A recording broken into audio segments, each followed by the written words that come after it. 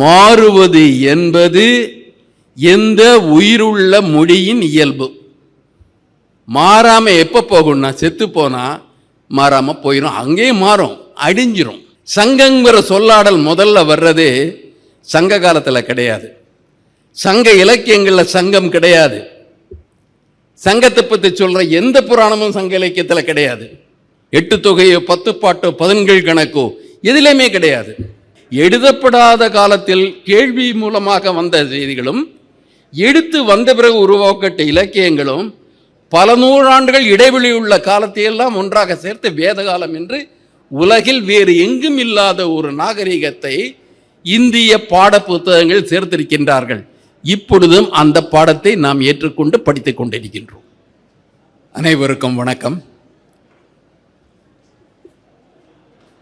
காலை எழுந்தவுடன் படிப்புன்னு சொல்லுவாங்க, அப்போதான் நம்மளால் உள்வாங்க முடியும் அப்படிம்பாங்க.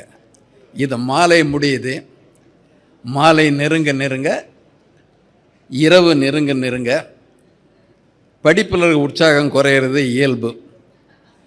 எந்த அளவிற்கு நீங்கள் உங்களது கவனத்தை எனது உரைகளில் குவிப்பீர்கள் என்று எனக்கு தெரியவில்லை. ஆனால் என் பணி செய்து கிடப்பதை. Dear friends, an academic expression must be an honest expression without pride and prejudice. பெருமிதமோ அல்லது காழ்ப்போ இல்லாமல் கல்வியாளர்கள் கல்வி குறித்த கருத்தினை ஏற்றுக்கொள்ள வேண்டும், செவிமடுக்க வேண்டும் என்பதே எனது வேண்டுகோள். இப்போ my topic is about redeeming India's history from distortions. Contemporary history பற்றி நம்ம மதிவதனியெல்லாம் பேசிட்டாங்க. பொலிட்டிக்கல் ஹிஸ்டரியை பற்றி முத்துராமலிங்கம் போன்றவர்கள்லாம் பேசிட்டாங்க. அதனால் நான் தொல்லியலை பற்றி பேசிட்டாரு, தொன்மை வரலாறை பற்றி கொஞ்சம் சொல்லலான்னு நினைக்கிறேன். கேஸ் ஸ்டடி, டிஸ்டோர்ஷன்னா என்ன கேஸ் ஸ்டடி? நம்ம இந்த ஒரு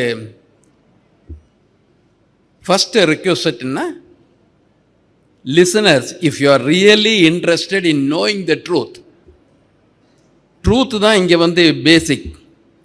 உண்மையே தெரிஞ்சுக்கணும்னு அக்கறை இருந்தால் அதற்கு ஒரு ப்ரீ ரிக்குவயர்மெண்ட் இருக்கு. என்ன ரிக்குவயர்மெண்ட்னா, to disabuse your mind from past prejudices. உங்கள் உள்ளத்தில் மனதில் ஏற்கனவே திணிக்கப்பட்டிருக்கின்ற புனைவான கருத்துக்களை அகற்றிவிட்டு நீங்கள் இந்த உரையை செவிமடுக்க வேண்டும். அதில் எல்லாத்துலேயும் ஒரு பேசிஸ் வைக்கிறாங்க இல்லையா? இந்தியன் ஹிஸ்டரியை பற்றி நம்ம பேசிகிட்டு இருக்கிறோம். இந்தியன் ஹிஸ்டோரியோகிராஃபிக்கு எவ்வளோ காலம் ஆகுது, ஆயுள் இது வரைக்கும் எவ்வளோ வந்திருக்கு? What is the life of Indian historiography? கல் தோன்றா மண் தோன்றா காலத்திலேருந்து இல்லை. சில புனைவுகள்லேருந்து நம்ம விடுபடணும்னா அந்த இந்தியன் ஹிஸ்டோரிக்கு வர்றதுக்கு முன்னால் இந்த புனைவுகள்லேருந்து நம்மை விடுவிப்பது எப்படி, உண்மையை அறிவது எப்படி என்பதற்காக நம்ம எல்லாம் பேசிட்டு இருக்கிறது சங்ககாலம் பற்றிய ஒரு சிறிய விளக்கத்தை கொடுக்க கடமைப்பட்டிருக்கின்றேன். சங்ககாலம் அதாவது சங்க இலக்கியங்களின் காலம் இல்லையா? இந்த இலக்கியங்கள் காலம்னா ஒரு குறிப்பிட்ட வரையறைக்குள், நில வரம்புகளுக்குள் வருகின்ற ஒரு பண்பாட்டு காலமாக நாம் எடுத்துக்கிறோம் சங்க காலம். அப்ப சங்கம்ங்கிற ஒரு நிறுவனம் அங்க முக்கியமாகுது. ஒரு நிறுவனத்தின் அடிப்படையில் ஒரு மொழியை பேசுகின்ற மக்களது வரலாற்றை பற்றி நீங்கள் கூற விரும்புகின்றீர்கள்.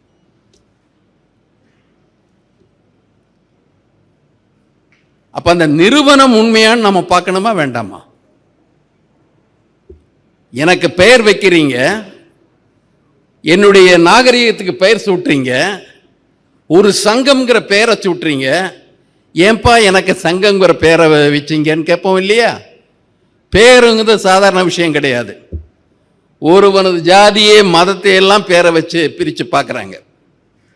சங்கம்னு வரதுல சங்க இலக்கியம் ஒரு தொகுப்பு. சங்கம் வளர்த்த தமிழ், மதுரையில் நீங்கள் இருக்கீங்க, அந்த பெருமிதம் இருக்கலாம். எந்த பெருமிதத்திலிருந்தும் விடுபட்டால் தான் வரலாற்று ஆளன். பெருமிதத்தை வைத்துக்கொண்டு பார்த்தீர்கள் என்றால் நீங்க ஒன்று காழ்ப்புல பேசணும், இல்லை தற்புகழ்ச்சியில் இறங்கணும். வரலாறு உண்மையை தேடுவதே தவிர சுயபெருமைக்கோ அடுத்தவர்களை நாம் இழிவாக கருதுவதற்கோ வரலாறு பயன்படுவது என்பது ஒரு ஈனமான செயல் என்று நினைக்கின்றேன். இப்ப சங்கம்னு வருது. ஏன் இந்த சங்க காலம் இன்னும் உருவாக்கினாங்க? யார் உருவாக்கினாங்க? உலகத்தில் வேற எந்த ஒரு நாகரிகத்திலேயாவது ஒரு மொழிக்கு ஒரு நிறுவனத்தின் பெயரில் அந்த நாகரிகத்திற்கு அடையாளம் கொடுத்தது உண்டா? ஹெலனிஸ்டிக் சிவிலைசேஷன், கிரீக்க நாகரிகம், அது கிரேக்கன் சிவிலைசேஷன் கூட சொல்லுவாங்க. ஆனால் ஏத்தன்ஸில் இருக்கிற ஒரு இன்ஸ்டிடியூஷன் மேலேயோ சாக்ரட்டிஸ்மா இருக்கிற ஆள் மேலேயோ சொல்லிட்டு அந்த பெயரால் அந்த நாகரிகத்தை அடைக்கிறது கிடையாது. சீனால கன்ஃபியூஷியஸுடைய அந்த மேண்டரின் பேரில் மேண்டரின் சிவிலைசேஷன் அதை சொல்றது கிடையாது. எந்த மொழிக்கும் ஒரு பேட்டர்ன் பெயர்ல அந்த மொழியின் நாகரிகத்தை கூறுவது கிடையாது. Because language pre exist the pattern. Language exist during the time of the pattern. Language survives even after the demise of the pattern. Language has a more prolonged age than an institution. இப்ப சங்கங்கிறது ஒரு institution சொன்னா அந்த institution என்ன ஆகிறது? Ancient, இப்போ Chaucer period, இங்கிலீஷ்னு ஒரு period இருக்கு. Chaucer பீரியட்ல ஒரு கிராமர் வேற விதமா இருந்தது, மொழியாக்கம் வேற விதமா இருந்தது. ஷேக்ஸ்பியர்ல மாறிடுச்சு. பெர்னாட் ஷா பீரியட்ல லாங்குவேஜ் மாறுது. மாறுவது என்பது எந்த உயிருள்ள மொழியின் இயல்பு. மாறாம எப்ப போகும்னா செத்து போனா மாறாம போயிடும், அங்கேயும் மாறும், அடிஞ்சிரும், செதஞ்சிரும். உயிரோட்டம் உள்ள ஒன்று மாறிக்கொண்டே இருக்கும். அந்த உயிரோட்டம் உள்ள மொழியின் வரலாற்றை பார்க்கறதுல தொன்மை காலம், இல்லை பண்டை காலம், இடைக்காலம், தற்காலம்னு பிரிக்கிறது வழக்கம். அப்படி ஒரு சொல்ல பயன்படுத்தாம சங்க காலம்னு ஏன் பிரிக்கிறீங்க? நம் மீது திணிக்கப்பட்ட வக்கிரமான ஒரு புனைவு அது. சங்கங்கிற சொல்லாடல் முதல்ல வர்றது சங்க காலத்தில் கிடையாது. சங்க இலக்கியங்கள்ல சங்கம் கிடையாது. சங்கத்தை பற்றி சொல்ற எந்த புராணமும் சங்க இலக்கியத்தில் கிடையாது. 8 தொகையோ 10 பாட்டோ 11 கணக்கோ எதிலையுமே கிடையாது. சங்கத்தில் இல்லாத சங்கம். பிறகு எதற்கு சங்க காலம்னு பேரு?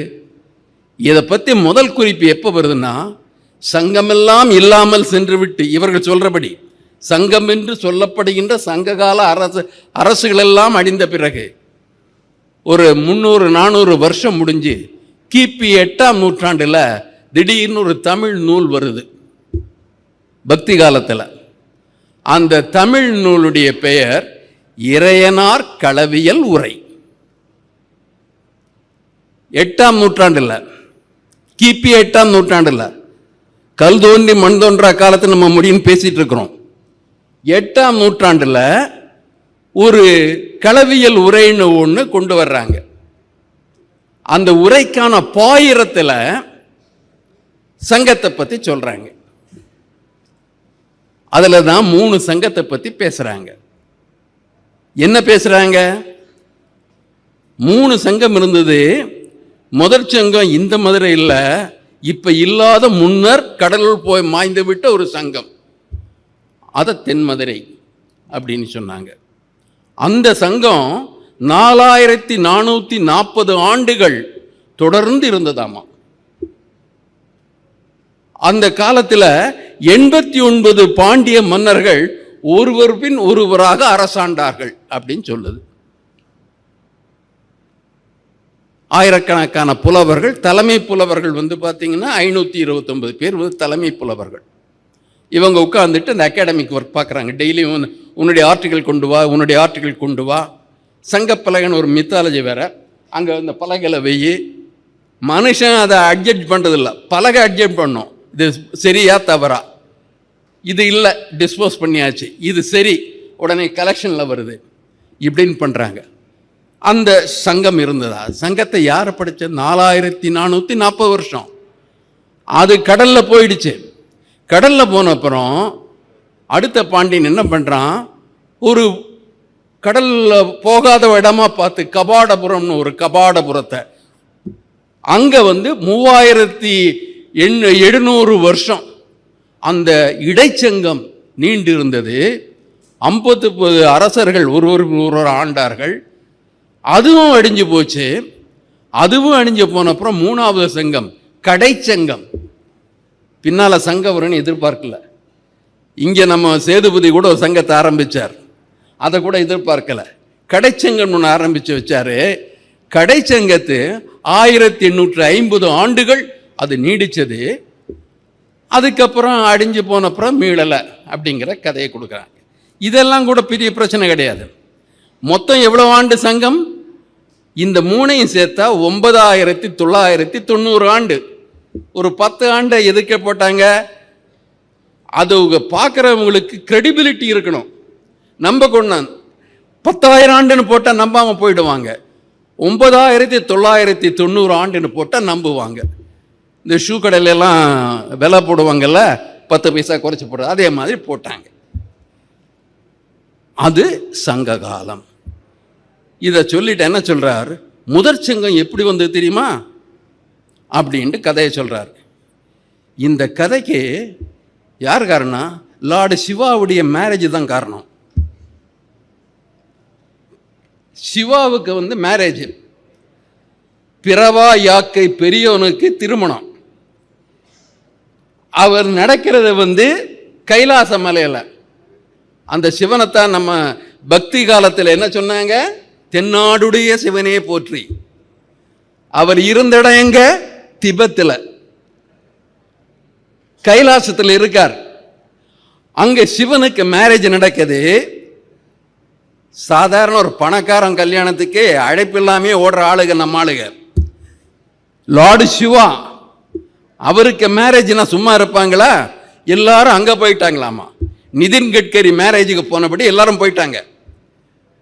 போன உடனே நமக்கு தெரியாது, ஆனால் அந்த உரை பாயிரம் எழுதுனது தெரியுது. எல்லாரும் அங்கே போயிட்டாங்க. ஏன்னா அப்போ பூமி நாம் நினைக்கிறபடி இல்லை. அந்த காலத்தில் அப்படி வேற விதமாக இருந்திருக்கு, தட்டையாக பலகை மாதிரி இருந்திருக்கு. அவர் போன உடனே அத்தனை பேரும் கைலாசம் போனோடனே அது கீழே கொடை சாஞ்சிருச்சு. உடனே தெற்கு உயர்ந்துடுச்சு. விடுவாரா சிவன்? தெற்கு உயரலாமா?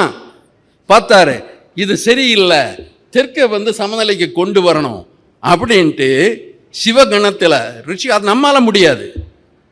அப்படி செய்யக்கூடிய தகுதி யாருக்கு இருக்குன்னா ரிஷிக்கு தான் இருக்கும். ரிஷின்னா உங்களுக்கு தெரியும் இல்லையா? யாகம் செய்யும் தகுதி பெற்ற அந்த ரிஷி மூலம் தேடக்கூடாத அந்த நபர். 7 ரிஷிகள் சப்த ரிஷிகள் சொல்லிட்டாங்க. ஒரு 8வது ரிஷியா அகஸ்தியர் ரிஷியை கொண்டு வர்றார். அவர் ஆள் பார்க்கறதுக்கு ரொம்ப டார்ஃபிஷா இருப்பார், குள்ளமா இருப்பார். ஆனா கடுகு சிறுத்தாலும் காரம் போகுமா. ரிஷியாச்சே, உருவத்தில் வாமனன் மாதிரி இவரும் ஆள் குறைவா இருந்தாலும் சக்தி பெரியவர். சிவன் இவரை கூப்பிட்டு, அகஸ்தியா நீ போய் தெற்குக்கு போ, உன் கைவரிசையை காட்டு, நீ போனா இந்த குடசாஞ்சு வடக்கு தாழ்ந்திருப்பதை நிமிர்த்திடலாம், தெற்க சமமாக கொண்டு வந்துடலான் போறார். போகிற இடத்துல அவர் போகிற வழியில் கல்யாணம், லோபமுத்திரை, விதர்ப்ப நாடு. விதர்ப்பம் இந்த விந்திய மலைக்கு அப்பாலும் இருக்கும், இப்பாலையும் இருக்கும். சிவபெருமான் அனுப்பிச்சாரு, அவருடைய பாஸ் அனுப்பிச்சிட்டாரு, நேராக போக வேண்டியதானே. வைஃபையும் கூட்டிகிட்டு கல்யாணம் பண்ணி வைஃபையும் கூட்டிட்டு போகிற, நடுவில் விதர்ப்பாலே உட்காரு அப்படின்ட்டு போய் அந்த விந்திய மலையில் 2 அசுரர்களை அடிக்கிறார். வில்வலன் அப்படின்னு ஒருத்தனை அவன் பிரதனையும் சேர்ந்து அடிச்சுட்டு புதிய மலைக்கு போய் புதிய மலையில் உட்கார்றார். பார்த்தா வந்துருச்சு. அது வரையில் ரிஷிகள் கால் படாதிருந்த இடத்தில் பட்டவுடன் அந்த இடம் தாழ்ந்து விட்டது.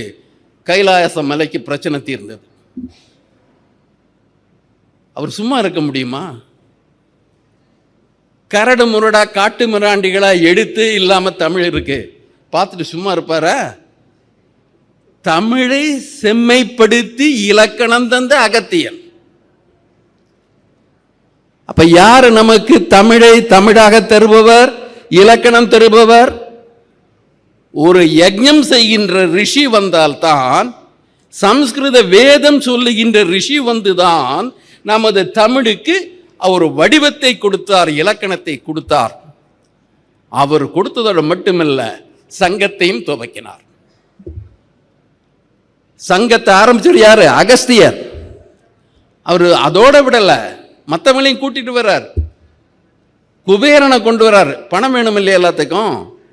எல்லாத்துக்கும் பணம் வேணும் இல்லையா? அது யார் அந்த அளவு ஃபண்டு கொடுப்பாரு? குபேரனையும் கொண்டு வர்றாரு. முருகவேல் பார்த்தார், அந்த சின்ன பையன் சும்மா இருக்கான், அவனையும் கொண்டு வந்துட்டாரு. அவனையும் கொண்டு வந்து உட்கார வச்சுக்கிட்டு சங்கத்தில் இவர் இருக்கிறார். மறுபடியும் நம்பிக்கை வரணும் இல்லையா? கிரெடிபிலிட்டி. நமக்கு தெரிஞ்ச புலவர் பேர் ஒருத்தரையும் அதில் சேர்த்து வச்சார். இவர் இருக்கார். இருந்து சங்கத்தில் 4400 வருஷம் உயிரோடு இருக்காரு.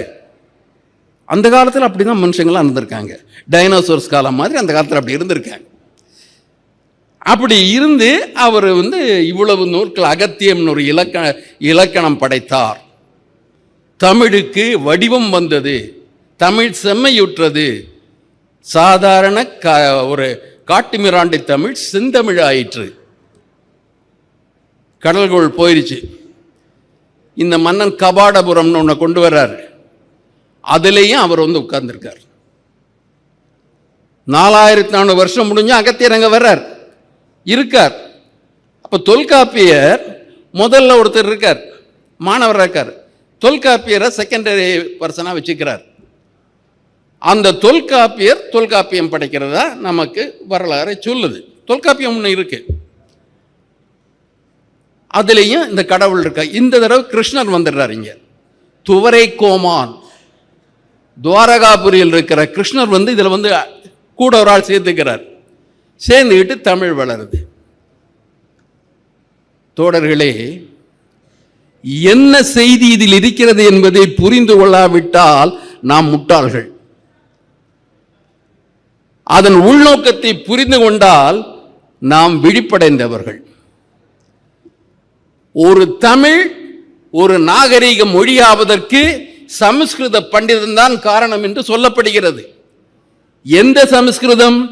எந்த சமஸ்கிருதத்திற்கு கிபி 2ஆம் நூற்றாண்டு வரை எடுத்தே இல்லையோ அந்த சமஸ்கிருதம் 10,000 ஆண்டுகளுக்கு முன்னால் தமிழுக்கு எடுத்து தந்தது. சமஸ்கிருதம் முதல் கல்வெட்டு எப்பொழுது? ருத்ரராமன் கல்வெட்டு, கிபி 2ஆம் நூற்றாண்டு. கிபி 2ஆம் நூற்றாண்டு வரை எடுத்தே இல்லாத சமஸ்கிருதம். வேத சமஸ்கிருதம் வேறு, குப்தர்கால சமஸ்கிருதம் வேறு. அது கிளாசிக்கல் சான்ஸ்கிரிட். அந்த சமஸ்கிருதம் படைச்சது, நம்மை படைத்தது ஒரு புரோகித ரிஷி. சமஸ்கிருதத்திலிருந்து தமிழ் தோன்றியது. இன்று அந்த வாதம் மீண்டும் வைக்கப்படுகிறது.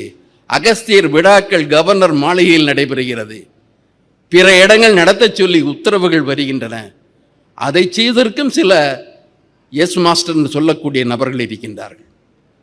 தமிழ் மொழியை பற்றி நமக்கு பெருமிதம் கிடையாது. உலகில் எந்த செம்மொழியும் வளர்ந்தது மக்கள் மொழியாகத்தான் வளர்ந்ததே தவிர தேவ மொழியாக வளர்ந்தது கிடையாது. மக்கள் மொழியாக இருந்த காரணத்தினால்தான் தமிழ் இனியும் தொடர்கிறது. பல் திறன் கொண்ட ஒரு மொழியாக தமிழ் இனியும் இருக்கிறது. மக்கள் மொழியாக இல்லாமல் அதை தேவனுக்கு அடுத்து ரிஷி மொழியாக மாற்றிவிட்டால் உள்ளத்தளவில் நீங்கள் சமஸ்கிருதத்திற்கும் அகஸ்தியனுக்கும் சிவனுக்கும் பிராமணிய வேதத்திற்கும் இணங்கி போகின்ற, அதன் தலைமையை ஏற்று போகின்ற ஒரு அடிமை இனம் என்ற நிலையை நீங்கள் ஏற்றுக்கொள்வதாக பொருள். இல்லாத ஒன்று. கபாடபுரம் என்ற ஒரு நகரம் இருந்தால் அது தமிழ் இலக்கியத்தில் வந்திருக்காதா? தமிழ் இலக்கியத்தில் கபாடபுரம் கிடையாது. மதுரை காவடம் வியாசர் சொல்லியிருக்கலாம். ராமாயணத்தில் மதுரை காவடம்னா அது கபாடம்ங்கிறது இந்த வாயில், அதான் சொன்னாங்க. மதுரையை பின்னால் வர்றது. அப்ப மதுரையை படைச்சதே வேற ஆள். சொக்கநாதர் கூட பின்ன, மீனாட்சி கூட சொக்கநாதர் சேர்க்கப்பட்டார். புராண மதமாக மாற்றப்படுகிறது. ஆகவே நான் இவர் கூறுகின்ற காலத்தை சங்க காலம் என்று கூறுவதற்கு தயக்கப்படுகின்றேன். அதை தொல் தமிழ் காலம் என்று அழைக்கவே விருப்பப்படுகின்றேன். தமிழ் உண்மையிலேயே மக்கள் மொழி என்று ஏற்றுக்கொண்டால் நாம் அடிமைகளாக இருக்க விரும்பவில்லை, நம் முயற்சியில் நாம் உயர்கின்றோம் என்ற நிலைமையில் இருந்து பார்த்து கொண்டால், அறிவை பயன்படுத்தி மொழி வரலாற்றை பார்த்தோம் என்றால், இந்த தமிழை தமிழர்கள் தங்கள் உழைப்பால், அனுபவத்தால், பிறருடன் உறவுகளால் செழிக்க வைத்தார்கள். அந்த பெருமை எந்த புரோகிதனுக்கும் சென்று விடாது. புராணங்கள் மூலம், புனைவுகள் மூலம் ஏற்றப்பட்ட கருத்திலிருந்து, அந்த அடையாள பெயர்களிலிருந்து நாம் விடுபட வேண்டும் என்று சொல்லுகின்றேன். இதை நான் ஒரு கேஸ் ஸ்டடியா சொல்றேன். நான் சொல்லுவதை மறுபடியும் பெரியவாறு சொல்றேன். உடனே ஏற்றுக்கொள்ள வேண்டிய அவசியம் இல்லை. பாருங்கள், படித்து பாருங்கள், மீண்டும் பாருங்கள். இந்த முத்தமிழ் சங்கம் என்று சொல்லுகின்ற ஒன்றுக்கு அறிவுபூர்வமாக ஏற்றுக்கொள்ளக்கூடிய ஏதேனும் ஆதாரம் ஒன்றா என்று பார்த்துக் கொள்ளுங்கள். இந்த கற்பனையை உருவாக்கியவன் யார்? ஒரு புரோகித வம்சத்தை சேர்ந்தான். அந்த காலத்தில் புரோகிதன் தான் அரசாட்சியை கையில் வச்சிருந்தான். கதைகள் சொல்லியே மன்னர்களை ஏமாற்றினார்கள். எது சரி எது தவறு என்பதை அவர்கள் தீர்மானித்தார்கள். அவர்கள் நலனை மையப்படுத்தி தர்மங்களை உருவாக்கினார்கள். அவர்கள் உருவாக்கிய கதையை நம்பி தமிழை நாம் சங்கத்தமிழ் என்பதா? நீங்கள் சிந்தித்து பாருங்கள். தொன்மை வாய்ந்த தமிழை தொன்மை தமிழ் என்றே சொல்லுவோம். அது அந்நிய தமிழர்கள் கொண்டு வரப்பட்டதாக இருக்கக்கூடாது. இது ஒன்று.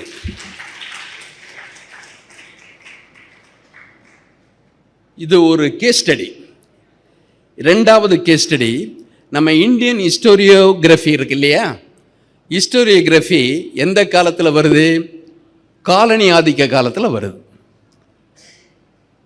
அந்த ஏஷியாட்டிக் ஸ்டடீஸ் அவர் ஜோன்ஸ் அவர் கொண்டு அதை ஆரம்பித்தா நான் வந்தார். முதல் இந்திய வரலாற்று புத்தகங்கிறது நமக்கு தெரியும். A history of British India written by James Mill in 3 volumes published in 1817. It was not written and published in India. It was written and published in London. James mill என்னைக்கு இந்தியாவுக்கு வந்தது கிடையாது. அப்ப இந்திய வரலாறு, இந்தியா என்கின்ற நாட்டின் வரலாற்றை, நேஷன் நாட்டின் வரலாற்றை முதலில் வரையப்பட்டது அந்நிய நாட்டில் அந்நிய கம்பெனியின் அலுவலரால், ஜேம்ஸ் மில். அப்படி வளர்ந்ததில் 2 தரப்பு இதில் ஒரு கூட்டு முயற்சி. இப்போ நம்ம சொல்கிறோம் இல்லையா, இங்கே PG and research department history, Dravidian historical research, 2 பேர் சேர்ந்து இதை நடத்திட்டு இருக்கிறோம். ஒரு ஹிஸ்டோரியோகிராஃபியை ஹிஸ்டரியை யார் வரைவாங்கன்னா, only those who are not oppressed. ஆளும் அதிகாரத்தில் இருப்பவர்களால் தான் அன்று வரலாற்றை வரைய முடிந்தது. 2 தரப்பினுடைய ஜாயின்ட் ப்ரொடக்ஷன் இந்திய வரலாறு. ஒன்று பிரிட்டிஷ்காரன், இன்னொன்று அவனுக்கு இதுதான் இந்தியா, இதுதான் இந்து, இதுதான் இந்திய பண்பாடு, இதுதான் இந்திய இலக்கியம் என்று கூறி அவனுடன் பணியில் அமர்ந்து ஜீவிதம் நடத்திய அந்த சமூக பிரிவினர். அவங்க கொடுத்த இலக்கியம் எல்லாம் சமஸ்கிருத இலக்கியம். அவர்கள் பார்வையில் இந்திய வரலாறு சமஸ்கிருதத்திலும் தொடங்குகிறது. அப்படி சொன்னா கூட ஓரளவு மோடின்னு சொல்லலாம். அவன் கொடுத்ததில்ல இந்திய நாகரிகம். ஏன்னா உள்ளூர் இருக்கிறவனுடைய ப்ரைடு. நான் மறுபடியும் சொல்கிறேன், history in drafting history, 2 categories of influences make havoc. ஒன்று ப்ரைடு, என்னுடைய தற்பெருமிதம் அதில் வரணும். ரெண்டாவது மை ப்ரிஜுடிஸ் அகெயின்ஸ்ட் அதர்ஸ், எனக்கு பிடிக்காது, என்னை விட கீழாக இருக்கணும்னு நினைக்கிறேன், அவங்க ப்ரிஜுடிஸ், கண்டெம்ட், இதெல்லாம் அதில் வரணும். Pride and prejudice.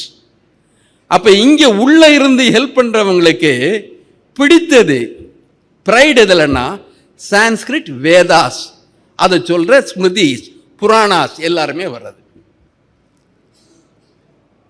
பிடிக்காதது மற்ற நான் சான்ஸ்கிரிட் லாங்குவேஜ் எதுவுமே அவங்களுக்கு ஆகாத விஷயம். எந்த மெட்டீரியலையும் கொடுக்கல, அதில் எக்கச்சக்கமான இலக்கியங்கள் இருக்கு, கொடுக்கல. அவர்கள் உருவாக்கிய தொன்மை இந்திய வரலாறு என்பது முழுக்க முழுக்க புரோகித பிரிவால் கொடுக்கப்பட்ட சமஸ்கிருத இலக்கியங்கள் அடிப்படையில் தொன்மை இந்திய வரலாறு படைக்கப்பட்டது. இந்தியாவின் முதல் நாகரிகமாக வேத நாகரிகம் என்ற ஒன்று அறிமுகப்படுத்தப்பட்டது. இது 1924 வரைக்கும் வேத நாகரிகம் தான் முதல் நாகரிகம். உலகிற்கே முதல் நாகரிகம், உலகையே நாகரிகப்படுத்திய நாகரிகம் அப்படின்ட்டு இந்த வேத நாகரிகத்தை பற்றி ரொம்ப புகழ்ந்து, அது எப்படி நமக்கு புரியல, எல்லா புத்தகங்கள்லையும் எழுதப்பட்டது. இன்றைக்கும் பாட புத்தகங்களில் சிந்துவெளி நாகரிகம் தவிர்க்க முடியாத போது சரஸ்வதியாக சேர்த்துக்கிறாங்க. ஏன்னா ஒருத்தருங்க 2 மனைவி இருக்கிறதுல நம்ம இதில் பாலிகமஸ் சிஸ்டம் தானே, நமக்கு கடவுளுக்கே ஒன்றுக்கு மேற்பட்ட மனைவியர். அதனால நம்ம ஒரு நாகரிகத்துக்கு 2 நதியை போட்டுக்கலான்ட்டு சிந்துவோட சரஸ்வதியை சேர்த்துக்கிற விஷயம். சேர்ப்பதின் நோக்கம் என்னங்கிறத புரிஞ்சுக்கணும். நீங்க சரஸ்வதின்னு போட்டால் வேதம் ஆயிடுது, சிந்துன்னு போட்டன்னா வேதத்திற்கு முற்பட்ட நாகரிகம் ஆயிடுது. அதை ஒன்று போட்டுட்டு வேத நாகரிகம்னு போட்டாங்க. இங்கெல்லாம் நீங்கள் எல்லாம் வரலாறு படிக்கின்ற மாணவர்கள் அதெல்லாம் இருக்கீங்க, இந்திய வரலாற்றை படிக்கிறீங்க. வேத நாகரிகம் துவங்குது. உங்களுக்கு உலகத்தில் இது ஒன்று மட்டுமே நாகரிகம்னு தெரியும். பல நாகரிகங்கள் உண்டு. எகிப்து நாகரிகம், மெசப்பொட்டேமிய நாகரிகம், மிக பழைய நகர நாகரிகம் பார்த்தீங்கன்னா எகிப்து நாகரிகம், மெசப்பொட்டேமிய நாகரிகம், கிரேட்டன் நாகரிகம், சிந்து சமவெளி நாகரிகம், சீன நாகரிகம், அதில் யாங் சேக்கி யாங் பின்னால் வர்றது, முன்னால் ஹுவாங்கோ நாகரிகம், இதெல்லாம் நாகரிகம். இந்த நாகரிகத்தில் என்ன பேர் சொல்லி அடைக்கிறோம்? இந்த நாகரிகத்தை அது எங்கு இருந்ததோ அந்த பெயரை சொல்லி அழைக்கின்றோம். அங்கெல்லாம் கடவுள் நம்பிக்கையெல்லாம் இல்லாமே இருந்தது. எந்த பாரோவின் பேர்லாம் நாகரிகம் அழைக்கப்பட்டது? எந்த பேரரசன் பேர்லாம் நாகரிகம் அழைக்கப்பட்டது? எந்த கடவுளின் பெயரிலும் அது அழைக்கப்படவில்லை. ஆனால் இங்கே உள்ள முதல் நாகரிகம் மட்டும் எப்படி வேத நாகரிகமாக பெயர் சூட்டப்பட்டது. அந்த வேதம் என்பது என்ன? விஜயநகர சாம்ராஜ்யம் இருக்கின்ற காலம் வரைக்கும் எழுதப்படாமல் இருந்த வேதம், எழுதப்படாது ஸ்மிருதி. உங்கள் நினைவில் வைத்துக்கொண்டு மனப்பாடம் செய்து அதை தலைமுறையாக சொல்றீங்க. அது ஒரு சடங்கிற்கான மொழி. அந்த மொழிக்கு எடுத்து மிக காலம் கடிந்துதான் வந்தது. இல்லாத ஒரு மொழியில் இல்லாத ஒரு நாகரிகத்தை எப்படி உருவாக்கினார்கள்? உலகத்தில் எல்லா நாகரிகத்திற்கும் 2 விதமான ஆதாரங்கள் உண்டு. ஒன்று ஆர்கியலாஜிக்கல் எவிடன்ஸ். எகிப்து போனீங்கன்னா அதெல்லாம் பார்ப்பீங்க, பிரமிடு மற்ற ஸ்ட்ரக்சர்ஸ் எல்லாம் பார்ப்பீங்க. மெசப்பொட்டேமியா போனே தெரியும் உங்களுக்கு, அந்த ஜிகுரட் அதெல்லாம் இருக்கு. எழுத்தையே இல்லாத ஒன்று உலகிற்கு அனைத்து மொழிகளையும் படைத்த மொழியாக சொல்லுகின்ற ஒரு வேத நாகரிகத்தை உண்மையிலே இருந்த நாகரிகமா? இதில் இன்னொரு வேடிக்கை என்னன்னா, வேத கால இலக்கியம்னு ஒரு பட்டியலை கொடுக்குறாங்க. அந்த பட்டியல்ல ஆதி வேதம், ரிக்வேதம், பிறகு மற்ற வேதங்கள்லாம் கொடுக்குறாங்க. அந்த காலத்தை 2ஆ பிரிக்கிறாங்க, முன் வேத காலம், பின் வேத காலம். ரிக்வேத காலம், முன்வேத காலம். மற்ற இதெல்லாம் பின்வேதம். பின்வேதத்தில் என்ன இலக்கியம்? சாம யஜுர் அதர்வணம் மட்டும் கிடையாது, பிராமணம், உபனிஷம் அதுவும் வரும், ஸ்மிருதிகள் ஸ்ருதிகள் அதுவும் வரும், இதிகாசம், மகாபாரதம், ராமாயணம் இதிகாசம் வரும். அதை தவிர புராணங்கள் ஒன்று சேர்த்துக்குவாங்க. 18 புராணம், 18 உபபுராணம், இதை சேர்த்தா பின்வேத காலம். வரலாற்றில் நாம் பார்க்கின்றோம், chronology and geography are the 2 eyes நம்ம படிச்சிருக்கோம். அந்த கால வரையறையும் நிலவியல் வரையறையும் தெளிவாக இருந்தால் வரலாற்றில் உண்மை இருக்கும். இந்த புராணம் சொல்றது ஏறக்குறைய கிபி 6-7 நூற்றாண்டுகள்ல வர்றது. அதுக்கு பின்னாலேயும் முகலாயர் காலத்தில் கூட புராணம் வந்திருக்கு. இதிகாசம் அவர்களே ஒப்புக்கொள்ளுகின்றார்கள். அந்த மகாபாரதத்தின் இறுதி வடிவம் குப்தர் காலத்தில் வந்தது. முதல் வடிவம் எடுத்த எல்லா காலத்தில் இருந்த வடிவம். அப்போ நீங்க வேதம்னு 2000 பிசின்னு கொடுத்துட்டு வேத இலக்கியங்கள் கிபி ஏறக்குறைய 8ஆம் நூற்றாண்டு 10ஆம் நூற்றாண்டு வரைக்கும் கொண்டு போறீங்களே. உபனிஷத்து கூட அல்லோ உபனிஷத்து இருக்கு. அக்பர் காலத்தில் இயற்றப்பட்ட ஒரு உபனிஷத்தின் பெயர் அல்லோ உபனிஷத். இப்ப 1500 அது 1000 சேர்த்து 2500 ஆண்டு இருக்குன்னா இந்தியாவில் பண்டைய இந்தியா இடைக்கால இந்தியான்னு எங்க பிரிக்க முடியும்? ஏன்னா பின்னால் எழுதப்பட்டதும் சேர்க்கப்பட்டிருக்கு. எழுதப்படாத காலத்தில் கேள்வி மூலமாக வந்த செய்திகளும் எடுத்து வந்த பிறகு உருவாக்கப்பட்ட இலக்கியங்களும் பல நூறாண்டுகள் இடைவெளி உள்ள காலத்தையெல்லாம் ஒன்றாக சேர்த்து வேத காலம் என்று உலகில் வேறு எங்கும் இல்லாத ஒரு நாகரிகத்தை இந்திய பாட புத்தகங்கள் சேர்த்திருக்கின்றார்கள். இப்பொழுதும் அந்த பாடத்தை நாம் ஏற்றுக்கொண்டு படித்துக் கொண்டிருக்கின்றோம். இந்த டிஸ்டோர்ஷனை முதல்ல நம்ம டேக்கிள் பண்ண வேண்டாமா? இப்ப என்ன ஆகுதுன்னா, நம்ம புதிய கல்வி திட்டம் இப்பெல்லாம் பாடத்திட்டத்தில் நீங்களும் நானும் ஆசிரியர்கள்லாம் போகிறதில்ல, போர்ட் ஆஃப் ஸ்டடீஸ் எல்லாம் பண்ண முடியாது. எல்லாத்துலேயும் யூஜிசி டெல்லியில் போனோம். இனிமேல் அங்கே இருக்க போகிற அந்த சிக்ஷா அதிஷ்டான் அதை பண்ணிக்கும். நீங்களாம் பண்ண வேண்டாம். ஏன்னா அறிவார்ந்தவர்கள், வரலாறு தெரிந்தவர்கள் எல்லாம் அந்த பின்னால், அந்த திரைக்கு பின்னால் உட்கார்ந்து அதிகாரிகள் பண்ணிட்டு இருக்காங்க. அதிகாரிகளுக்கு பின்னால் ஒரு திரை இருக்கு, அதில் வேற யாரோ பண்ணிட்டு இருப்பாங்க. அறிவார்ந்த தோழர்களே, நமக்கு எந்த மத பிரிவின் மீது நம்பிக்கை மீதும் காழ்ப்பு இல்லை. அது நம்பிக்கை சார்ந்த விஷயம். ஆனால் வரலாறுன்னு வர்ற சமயத்தில் இந்த வேத இலக்கியம்ங்கிறதே வெறும் ஒரு மத பிரிவின் சடங்கு சம்பந்தமானதை தவிர மதம் கூட அல்ல. ஒரு சடங்கு சார்ந்த ஒரு பிரிவின் வரலாறு. இனியும் சொல்ல போனால் அது ஆரிய வரலாறு அல்ல, அது பிராமணர்களது அக்கறையை ஒட்டி வருகின்ற வரலாறு. ஆரிய வரலாறு என்று இருந்தால் பாரசீகத்தில் இருக்கிற ஆரியர்களுக்கும் வரலாறு உண்டு, ஐரோப்பாவில் இருக்கின்ற ஆரியர்களுக்கும் வரலாறு உண்டு. இது ஆரிய வரலாறு என்று அதை பொதுமைப்படுத்தி விடக்கூடாது. அது பிராமண நலன்களை சுட்டிக்காட்டின இலக்கியம், அது வரலாறே அல்ல. அது தோத்திர பாடல்களின் அது ஒரு தொகுப்பு. அதை நாம் வரலாறாக ஏற்றுக்கொண்டிருக்கிறோம். இப்போ நம்ம வர்றாங்க புதிய அணுகுமுறையில் வர்றாங்க. என்ன வர்றாங்கன்னா, ப்ரைடில் என்ன வருதுன்னா, எவ்வளவு நீங்கள் தான் தொன்மையானவர்கள் சொல்லிட்டா உங்களுக்கு பெருமை. தொன்மைங்கிறது பெருமைங்கிறாங்க. பெரியார்கிட்ட கேட்டால் பெரியார் சொல்லுவார், பழமையில் என்னப்பா பெருமை இருக்கு? எல்லா இனமும் ஆரம்பத்தில் காட்டு மிராண்டியே தான் இருந்திருக்கும். எந்த அளவு அந்த விலங்கு தன்மையிலிருந்து காட்டு மிராண்டி தன்மையிலிருந்து முன்னேறி உயர்ந்து வந்திருக்கிறா என்ற அளவுகோல் தான் வரலாறே தவிர பெருமை தேடுவது வரலாறு அல்ல. அப்படி தேடினால் நீங்கள் புனைவுகளை, பொய்களை எல்லாம் உண்மை செய்திகள் ஏற்றுக்கொண்ட பாவத்திற்கு உள்ளாவீர்கள். இப்ப அந்த ஒரு இது நடக்கிறதுல இப்ப சொல்றாங்க, புதிய வரலாறு கரக்பூர்ல எல்லாம் கேலண்டர் போடுவதெல்லாம் எல்லாம் இப்பெல்லாம் இதுக்கு தான் முடிக்க விட்டுருக்காங்க. இந்திய வேத வரலாறு 12,000 ஆண்டு குறைந்தது 12,000 ஆண்டு பழமையானது. நம்ம ரிக்வேதத்தை 1400 மேக்ஸ்முல்லர் சொன்னார். இப்போ 12,000 ஆண்டு பழமை என்றால் கிமு 10,000 வருஷத்தில் இருக்கு குறைஞ்சபட்சம். அது ரொம்ப பெருந்தன்மையோடு விட்டுறாங்க. கிமு 10,000 மினிமம் இருக்கணும்ட்டு. விட்டுட்டு இப்போ ஒரு அதிகாரபூர்வமாக சொல்கிறாங்க, the basis of Indian chronology and history must be the yugas that are mentioned in the Sanskrit literature. இந்த யுகத்தின் அடிப்படையில் நீங்க இந்திய வரலாற்றை பார்க்கணும். கலியுகான்னு நம்ம இன்ஸ்கிரிப்ஷன்ல இருக்கு அப்படின்ட்டு. History students and teachers, you should know that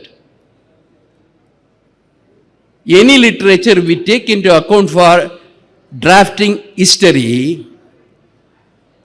should have some semblance of contemporaneity with the event. சமகாலத்தில் இருந்த குறிப்புகள் இருக்கா, நெருக்கமான காலத்தில் குறிப்புகள் இருக்கா?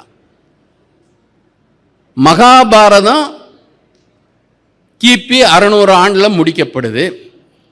ராமாயணம் ஏறக்குறைய அதே காலத்தில் முடிக்கப்படுது. ராமன் வாழ்ந்த காலத்தில் இலக்கியம் எழுதப்படலை.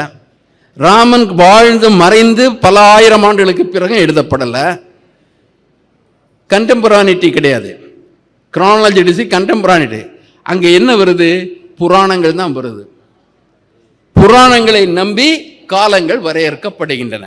அந்த காலங்கள் இவங்க சொல்கிற புராண காலங்களில் உங்களது நீங்கள் ரெஃபரன்ஸ் உங்கள் டெக்ஸ்ட் புக்கில் இருக்கும். அதில் சொல்கிறாங்க, உலகத்தில் முதல்ல இந்த டைம் கான்செப்ட், இந்த டைம்ங்கிற கான்செப்டை கொண்டு வந்ததே நம்ம ரிஷிகள் தான். டைம்ங்கிறது அந்த டைம் அவர் சொல்கிறார். 4 யுகம் இருக்கு. 4 யுகம் சேர்ந்தா ஒரு யூனிட். அதில் இந்த கிருதா யுகம்ங்கிறது 17,20,000 ஆண்டுகள். 17,20,000 ஆண்டுகள். திரேதா யுகம்னு வந்தால் 4,32,032 குறைச்சிக்கணும். 12,96,000 ஆண்டு. இதையே துவாபர யுகத்தை கொண்டு வந்தா, கிருஷ்ணன் வாழ்ந்த யுகம்னு சொல்ற கொண்டு வந்தா 8,64,000 ஆண்டு. நம்ம கலியுகம் 4,32,000 ஆண்டு. இப்போ நம்மகிட்ட சொல்றாங்க, இந்த கலியுகத்தை நீங்க ஏத்துக்கிட்டு இந்தியன் ஹிஸ்டரி எழுதுங்க. டெல்லியில் எழுதிட்டு இருக்காங்க. அடுத்த ஆண்டு நீங்க படிப்பீங்க. கலிங்கிற பேர்ல தான் உங்க ஆண்டு வரணும். இதை சொல்றாங்க. ஒரு யுகம், இந்த 4 யுகமும் சேர்ந்த எவ்வளோ ஆண்டு ஆகுது? 43,20,000 ஆண்டு ஆகுது. அதோடு விட்டாங்களா? நம்மளுக்கு ஜீரோவில் ரொம்ப அக்கறை, அதனால சேர்த்துட்டே போவோம். ஏன்னா India introduced zero to the world. நம்ம அந்த ஜீரோவை ரொம்ப லேவிஷாக பயன்படுத்துகிறோம். இவங்க சொல்கிறாங்க 4 யுகம் சேர்ந்த அந்த அந்த யூனிட்டுக்கு பேர் மகாயுகம், சதுர்யுகம். அந்த 43,20,000. 71 மகாயுகம் சேர்ந்தா 71 மகாயுகம் சேர்ந்தா ஒரு மன்வந்திரம். அப்படின்னா ஒரு மன்வந்திரத்துக்கு எவ்வளோ வருஷம் ஆகுதுன்னா 30,67,20,000 ஆண்டுகள். அப்புறம் அது வந்துருச்சுன்னா அந்த 14 மன்வந்திரம் வந்துன்னா ஒரு கல்பம். அப்போ அந்த கல்பத்துக்கு 429,40,00,000 ஆண்டுகள் ஆகுது. என்ன பாருங்க, எவ்வளோ தொலைநோக்கு பார்வையில் பின்னோக்கு பார்வையை பாருங்க, இவ்வளோ இருக்குன்னு சொல்கிறாங்க. இதை வச்சுட்டு உங்கள் ஹிஸ்ட்ரியில் க்ரானாலஜி ஃபிக்ஸ் பண்ணுங்கங்கிறாங்க இவங்க சொல்கிற. அப்போ அவங்க சொல்கிறாங்க, விவேகானந்தரே சொல்லியிருக்காரு, ராமாயணத்தையும் மகாபாரத்தையும் நவீன ஹிஸ்டோரியோகிராஃபி மெத்தடை பயன்படுத்தி வரலாறா நீங்கள் நிரூபிங்கிறாங்க, நிரூபிக்கிறாங்க. இவங்க நிரூபிக்கிறது பார்த்தா மகாபாரத யுத்தம்னு சொல்கிறாங்க இல்லையா, குருஷேத்திர யுத்தம், அது நடந்தது ஏறக்குறைய 3099 பிசி. அந்த 18ஆம் நாள் யுத்தத்தோட துவாபர யுகம் முடிஞ்சு போகுது. அடுத்தது கலியுகம் ஆரம்பிச்சிருச்சு. திரேதா யுகத்தில் ராமர் இருக்காரு. அப்போ ராமருக்கும் கிருஷ்ணருக்கும் என்ன டைம் டிஃபரன்ஸ்னா ஏறக்குறைய 38,80,000 ஆண்டு. ஆனால் அவதாரம் 10 அவதாரம். சம்பவாமி யுகே யுகே, இதெல்லாம் ஒவ்வொரு யுகத்துக்கும் வருவார். திரேதா யுகத்துக்கு ராமர் இருப்பார், துவாபர யுகத்துக்கு கிருஷ்ணர் வருவார். இதெல்லாம் நீங்கள் எடுத்துகிட்டு போகணுங்கிறாங்க. ஆனால் இதில் வர்ற தசரதனுக்கோ ராவனுக்கோ அது ராவணனுக்கு 50 லட்சம் ஆண்டு அவன் ஆட்சி நடத்தினான் இருக்கு. மொத்த யுகம் ஒரு யுகத்தில் வந்தாலே 4,32,000. ஆனால் அதில் இருக்க அரசம் வந்தால் நீங்கள் பார்த்தீங்கன்னா 50 லட்சம் ஆண்டுகள் இருக்கான். தசரதன் 60 லட்சம் வருஷம் இருக்கான். அப்படி எப்படி அவனுக்கு 60,000 பொண்டாட்டிகள் இல்லாமல் இருப்பாங்க? இதெல்லாம் அதில் வருது. இதையெல்லாம் ஏற்றுக்கிட்டா நீங்கள் தேசபக்தன். இதை ஏற்றுக்க மறுத்தீங்கன்னா நீங்கள் அந்நிய என்ன சொல்றது, அந்நிய உளவாளி, தேச விரோதி, ஆன்டி இந்தியன், ஆன்டி ஹிந்து. ஒரு பொய்யை ஏற்றுக்கொண்டால் தான் நான் தேசபக்தன் என்றால், ஒரு பொய்யை ஏற்றுக்கொண்டால் நான் தெய்வ பக்தன் என்றால், அந்த 2 பக்தியும் தவிர்த்து விடுவதே நல்லது என்று நினைக்கின்றேன். ஏனென்றால் அதுதான் சரியான மனித பக்தி. மனிதத்தை நாம் பக்தியோடு பார்க்க வேண்டுமே தவிர தெய்வத்தையும் தேசத்தையும் பக்தி என்று கூறிக்கொண்டு மக்களை ஏமாற்றி விடக்கூடாது. ஏமாற்றுகின்றதை நாம் வரலாற்று புத்தகங்கள் பார்க்கின்றோம். ஆகவே நீங்கள் இந்திய வரலாற்றை பார்க்கின்ற பொழுது இந்த வேதத்தோடு முடிகிறது. இப்போ அவங்க சொன்னாங்களே சரஸ்வதி நாகரிகம், ஏன் சரஸ்வதி போட்டாங்கன்னா, ஆரியர் அல்லாத நாகரிகம், ஆரியருக்கு முற்பட்ட நாகரிகம் என்று கூறப்படுகின்ற காலத்தை சரஸ்வதிங்க பேரில் விட்ட வேத நாகரிகம். அது இதுவும் வேத நாகரிகம்.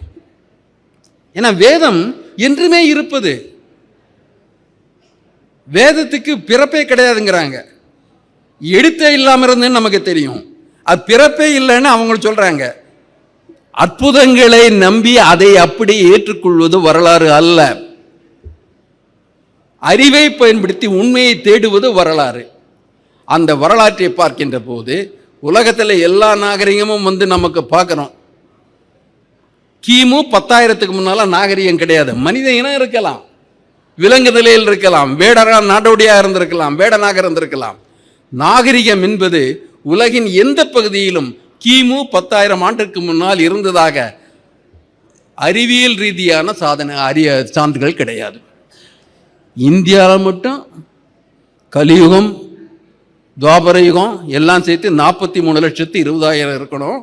அதுவும் நாம் இருக்கிறது 15வது மன்வந்திரமாமா. 15வது மன்வந்திரம் இருக்கும். அறிவியல் என்ன சொல்லுது? இந்த பூமி உருண்டை தோன்றியே 600 கோடிக்கு மேல் ஆயுள் அதற்கு மேலே கிடையாது.